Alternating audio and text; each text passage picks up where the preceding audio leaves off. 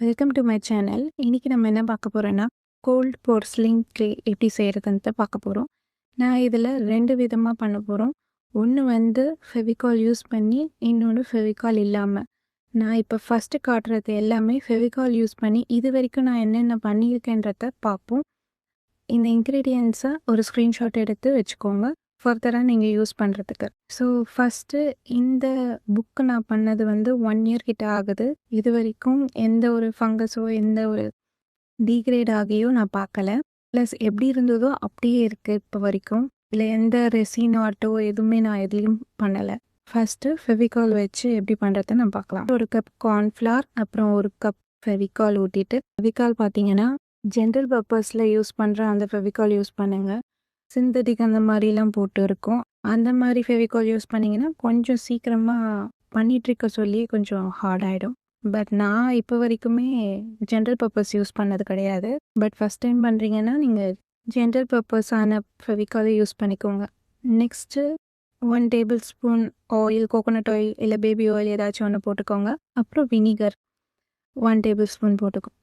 First நான் பண்ணல இந்த புக்கு பார்த்தீங்கன்னா வினிகர் யூஸ் பண்ணாமல் தான் பண்ணியிருக்கேன். இப்போ வரைக்குமே நல்லா தான் இருக்குது. வேணும்னா போட்டுக்கோங்க, இல்லைன்னா வேண்டாம். இதெல்லாம் நல்லா கலக்கிட்டு ஸ்டவ் இல்லைன்னா ஓவனில் மீடியம் ஹீட்டில் ஒரு 15 செகண்ட்ஸ் இன்டர்வலில் எடுத்து கலக்கிட்டே இருங்க. கொஞ்சம் கட்டியாக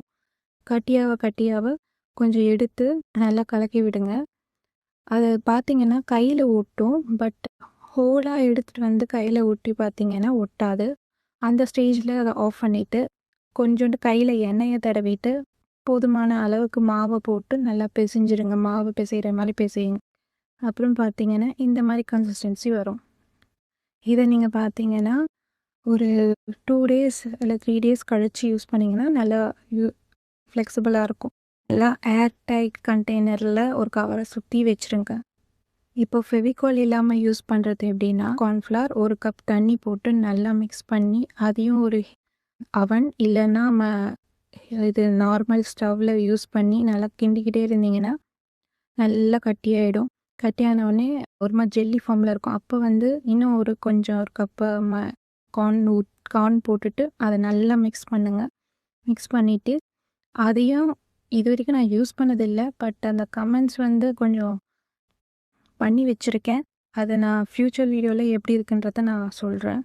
இந்த இல்லை ஒருவேளை டைட்டாக இல்லை, ஏர் டைட்டாக இல்லை, அது காற்று உள்ளே போய் கட்டியாச்சுன்னா அதை எப்படி திரும்பியும் அந்த ஸ்மூத் சர்ஃபேஸ் பண்ணணுன்னு பார்த்தீங்கன்னா, அது கொஞ்சம் தண்ணி போட்டு ஒரு பிளெயின் ஏரியாவில் போட்டு நல்லா நீடில் பண்ணிக்கிட்டே இருங்க. நீடில் பண்ணிங்கன்னா கையில் ஒட்டும். பட் அஸ்டராக பார்த்தீங்கன்னா ஒட்டாது.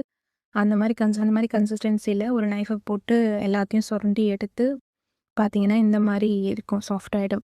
இதை வச்சு தான் நான் வந்து பென்குயினும் பாண்டாவும் செஞ்சுருப்பேன். அதுவுமே நல்லா தான் வந்திருக்கும். க்ளே ஸ்டூடியோலேருந்து பார்த்து பண்ணேன். அதில் கமெண்ட்ஸ் வேறு இது ரொம்ப ட்ரை ஆனால் உடையுது இந்த மாதிரிலாம் போட்டிருந்தாங்க. இது வரைக்கும் நான் ட்ரை பண்ணதில்லை. நெக்ஸ்ட் டைம் நான் அதை ட்ரை பண்ணிவிட்டு உங்களுக்கு நெக்ஸ்ட் வீடியோ அப்லோட் பண்ணுறேன். ஃபெவிகால் யூஸ் பண்ணி பண்ணுற மெத்தட் பார்த்தீங்கன்னா சுகர் கேஃபே அந்த சேனல்லேருந்து ட்ரை பண்ணது தான்.